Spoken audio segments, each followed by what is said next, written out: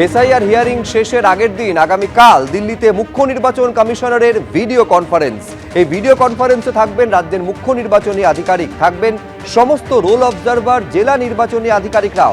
আরো বিস্তারিত এই বৈঠক নিয়ে আমরা জানবো। রুমা পাল আমাদের প্রতিনিধি রয়েছেন। রুমা, এই যে বৈঠক হতে চলেছে যেখানে মুখ্য নির্বাচন কমিশনারের সঙ্গে সিইও থাকবেন, রোল অবজারভার, ডিও, এরা সবাই থাকবেন, ঠিক কি কি কথা আলোচনায় উঠে আসতে পারে? দেখো, খুব স্বাভাবিক, 14 তারিখে শুনানি শেষ হচ্ছে এবং সেক্ষেত্রে শুনানির আগের দিনই কিন্তু এই ভিডিও কনফারেন্স হতে চলেছে এবং সেখানে যেমন মুখ্য নির্বাচন কমিশনার জ্ঞানেশ কুমার থাকবেন এবং তিনি যেমন মুখ্য নির্বাচনী আধিকারিকের সঙ্গে কথা বলবেন, তার সঙ্গে সঙ্গে সমস্ত ডিও অর্থাৎ জেলা শাসক, যারা জেলা নির্বাচনী আধিকারিক রয়েছেন তারা থাকবেন, রোল অবজারভাররা থাকবেন। খুব স্বাভাবিক, একেবারে শুনানি শেষের আগের দিন যখন এই ধরনের বৈঠক হচ্ছে বা ভিডিও কনফারেন্স, পুরো এসআইআর প্রক্রিয়া নিয়ে যেমন হচ্ছে, তারপরে যেমন স্ক্রুটিনি হবে 7 দিনের, সে সমস্ত যেমন কিছু আলোচনার কেন্দ্রবিন্দুতে থাকবে। অবশ্যই যে ভোট সামনে আসছে, একেবারে এই 28 তারিখে ভোটার লিস্ট বেরিয়ে যাওয়ার পর, ফাইনাল ভোটার লিস্ট বেরিয়ে যাওয়ার পরে কিন্তু ভোটের নির্ঘণ্ট কবে হবে সেটা নিয়ে এখন সব থেকে বড় প্রশ্ন।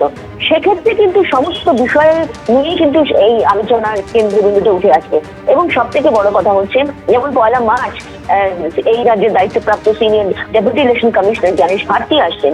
সেক্ষেত্রে অবশ্যই যখন ফাইনাল ভোটার লিস্ট বেরিয়ে যাবে, সেক্ষেত্রে আর কত কত বাদ গেল এবং কোথায় কতজনের কি কারণে বাদ যাচ্ছেন, এবং যেমন আমরা দেখি যে খসড়া ভোটার তালিকা, সেখানে কিন্তু এসডিডি অর্থাৎ অ্যাবসেন্টি, শিফটেড, ডুপ্লিকেট এবং সেক্ষেত্রে ডেথ ভোটার্স ছিল এবং এক্ষেত্রেও তাই থাকবে। সেক্ষেত্রে কতজন বাদ যাচ্ছে, কি কারণে বাদ যাচ্ছে, সে সমস্ত বিষয়টাই কিন্তু নিয়ে আলোচনার কেন্দ্রবিন্দুতে থাকবে। এখনো 7 দিন বাকি থাকবে, 14 ফেব্রুয়ারির পর সব স্ক্রুটিনি হবে এবং 28 ফেব্রুয়ারি সেখানে গিয়ে ফাইনাল ভোটার লিস্ট। এছাড়াও কিন্তু বুথ বিন্যাসের ক্ষেত্রে কিন্তু 25 তারিখ বলা হয়েছে। বুথ পুনর্বিন্যাসের বিষয়টা যেমন ছিল, যেমন বলে রাখি প্রায় 80,000-এরও বেশি যে বুথ ছিল, তার সঙ্গে সঙ্গে এটাও ঠিক যে এবার যে এই যে এসআইআর প্রক্রিয়ার ফলে বুথের সংখ্যা কি বাড়বে, প্রশ্ন উঠছে যে কিছু কিছু ক্ষেত্রে কমেও যেতে পারে। যেমন দেখা যাচ্ছে যে কি কারণে কমবে, কারণ যেহেতু সংখ্যা এসডিডি অর্থাৎ অনেক ভোটারের সংখ্যাই কিন্তু কমে গেছে এবং বিভিন্ন প্রক্রিয়ার এই এসআইআর প্রক্রিয়ার জন্য, সেক্ষেত্রে বুথের সংখ্যা কোথায় বাড়বে এবং কোথায় কমবে, এই পুরো বিষয়টা নিয়েই কিন্তু আলোচনা চলে আসবে, এমনটাই মনে করছে কমিশন। এবং যেহেতু এটা ভিডিও কনফারেন্স, 1 ঘন্টার ভিডিও কনফারেন্স, পুরো বিষয়টাই কিন্তু আলোচনা আসবে, এমনটাই মনে করা। ধন্যবাদ রুমা। এদিকে বেলডাঙ্গা কাণ্ডে অভিযুক্তদের ভার্চুয়াল হাজিরা, এনআইএ আদালতে 31 জন অভিযুক্তের ভার্চুয়াল হাজিরা। আপনারা জানেন যে আগেই 5 জনের জামিন হয়ে যায় এবং নিরাপত্তার কারণে এনআইএ আদালতে তাদের পেশ করা যায়নি বলে দাবি পুলিশের এবং তারপর তাদের ভার্চুয়ালি হাজির করা হয়। আমি আরো বিস্তারিত জানবো, সরাসরি সুকান্ত মুখোপাধ্যায় আমাদের প্রতিনিধি রয়েছেন।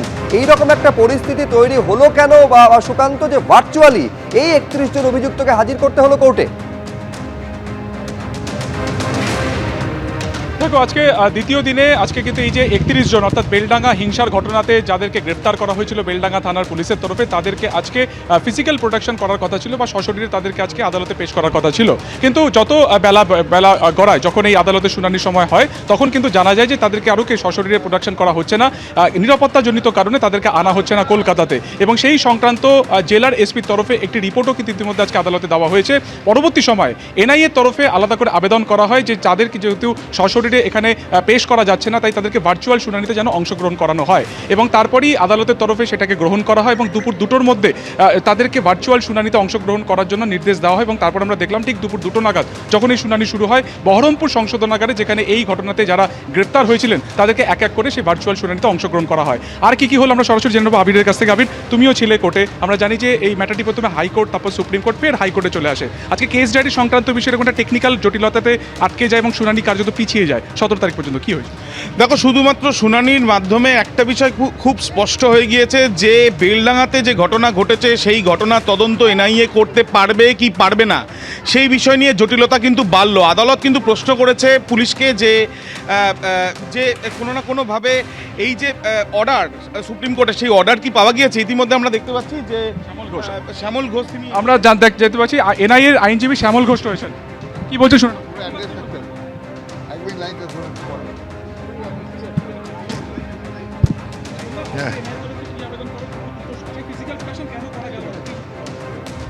ফিজিক্যাল প্রোডাকশন করা গেল না, তার কারণ হিসাবে কারণ হচ্ছে যে কোর্টে সুপার মুর্শিদাবাদে বহরমপুর সুপার উনি একটা রিপোর্ট পাঠিয়েছেন যে due to the non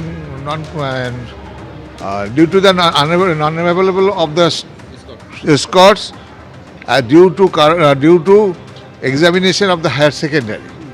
So they are not provided. So on the strength of that, they prayed for time. But as well as they produced the accused person through video conference. And they sent the all production warrant to this court from Bahrampur Correctional Home. তারপরে court consider করেছে। আচ্ছা, আজকে সরকারি আইনজীবীর তরফে বলা হয় যে এখানে একটা নির্বাচনের আগে বলে এই কেসটাতে এনআইএ ইন্টারভেন করবে। 2025 সালে শামশেরগঞ্জ হিংসার ঘটনা ঘটেছিল, সেক্ষেত্রে তো এনআইএ করলো না, কি বলবো?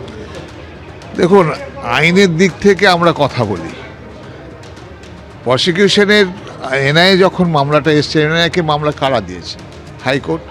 হাইকোর্ট থেকে মিনিস্ট্রি অফ হোমসকে দেওয়া হয়েছে, মিনিস্ট্রি অফ হোমস থেকে এনআইএর কাছে রিরেজিস্টার হয়েছে।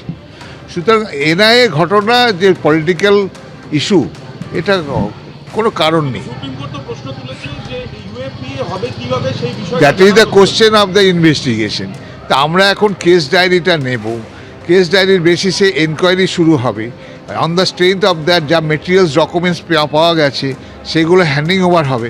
Otherwise how can I say that there is a no case for UAP act?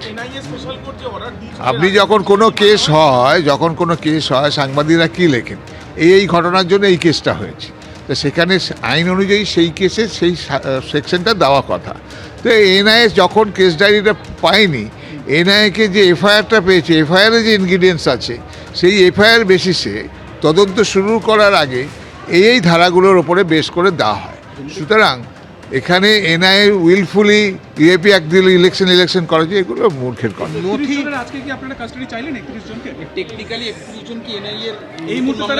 Total 36 John accused detained হয়ে আছে ওই ঘটনার জন্য। তার মধ্যে প্রোডাকশন আজকে যেটা হয়েছে, সেখানে 31 জনের প্রোডাকশন হয়েছে, 31 জন কাস্টাডি আছে, কিছু মাইনার আছে, তাদেরকে ডেফিনেটলি জুডিশিয়াল কাস্টাডিতে নেই, যে কারণে কোর্ট 31 জনকে প্রোডাকশন করার জন্য ডাইরেকশন দিয়েছে। এবং আগামী 17 তারিখ কোর্ট এই অর্ডারটা আবার বলেছে, যেহেতু সুপ্রিম কোর্ট এসএলপি যেটা স্টেট করেছিল, সেই এসএলপিটা সুপ্রিম কোর্ট কি ফাইনাল ভার্ডিক্ট করেছেন সেটা আমাদের কাছে এখনো এসে পৌঁছায়নি।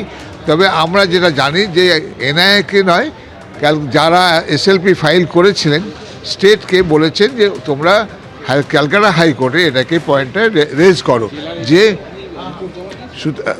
হ্যাঁ আজকে তো ওরা রিপোর্ট জমা দিয়েছে জেলার অফিসাররা, এবং সেখানেই ওরা বলেছে আমরা এখন অর্ডার পাইনি, সুপ্রিম কোর্টের অর্ডার আপলোড হয়নি, সেই কারণে আমি জানি না কোন অর্ডার আপলোড হয়েছে কি না হয়েছে, কিন্তু আমাদের কাছে আসেনি।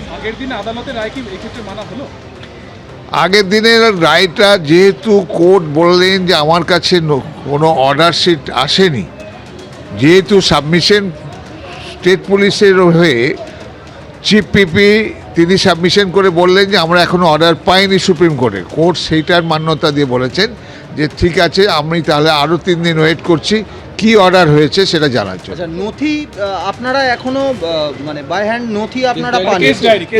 শুধু কোর্ট রেকর্ডে, ডিস্ট্রিক্ট কোর্ট থেকে কোর্ট রেকর্ড এসছে, কিন্তু ওনারা কেন আমাদেরকে এখনো হ্যান্ড ওভার করেনি আমার ইনভেস্টিগেশন অফিসারদের, সেটা ওনারা বলতে পারবেন। কিন্তু সুপ্রিম কোর্টে এমন কোনো ডাইরেকশন আমার চোখে পড়েনি বা আমরা শুনিনি যে সুপ্রিম কোর্ট বলে দিয়েছে যে হ্যান্ড ওভার করবে না এখন যতক্ষণ না হাইকোর্ট অর্ডার দিচ্ছে, এরকম কোনো অর্ডার আমরা পাইনি।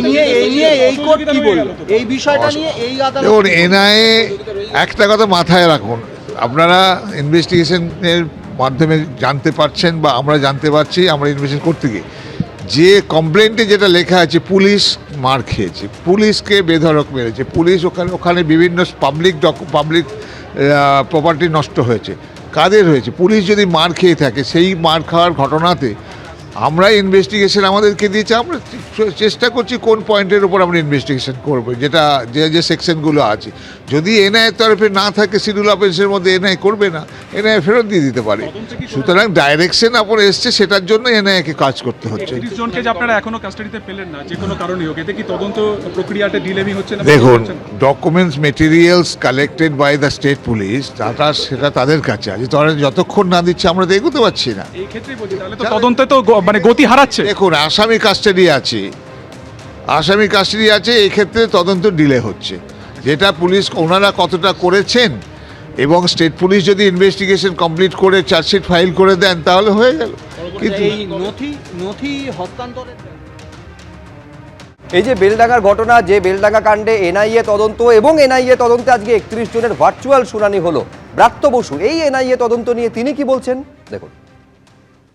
আমাদের কোনো বক্তব্য নেই, এটা সাবজুডিস কেস। এটা যেরকম তদন্তের গতি প্রকৃতি যেরকম চলার সেরকম চলবে। এখানে আমাদের কি বলার আছে?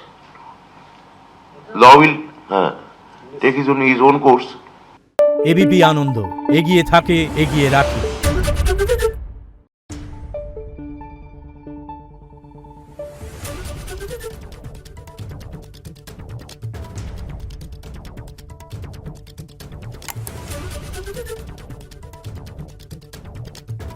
Thank you.